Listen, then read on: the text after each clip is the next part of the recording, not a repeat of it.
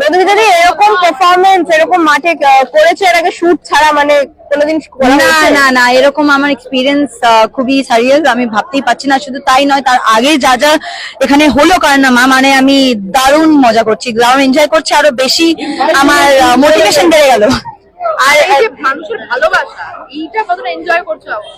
দারুণ, মানে আমার এত ভালো লাগছে, আই ফিল রিয়েলি ব্লেসড। আর এতটা ভালোবাসার জন্য তোমাদের সবাইকে অসংখ্য অসংখ্য ধন্যবাদ। আচ্ছা, এটা করার আগে কতটা নার্ভাস ছিলে যে আজকে কোন র‍্যাপ চলছে?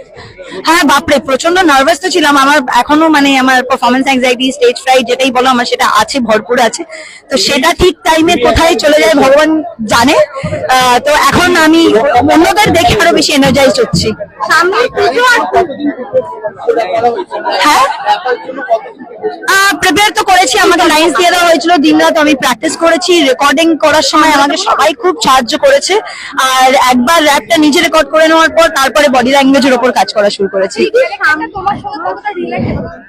আমার সঙ্গে অনেকটাই রিলেটেবল, মানে সেরিব্রাল দিক থেকে, যে আমি অন্যায় কিছু হলে সেটা প্রতিবাদ করা, বা কিছু যেটা খারাপ সেটা মুখের উপর বলে দেওয়া। কিন্তু ঝিল যতটা অকপট ভাবে ওর স্থান কাল পাত্র কিছু বিবেচনা না করে আর কি নিজের মতো এগিয়ে যায়, অতটা রকচটা মধুমিতা নয়। কিন্তু হ্যাঁ, ঝিলকে আত্মস্থ করার জন্য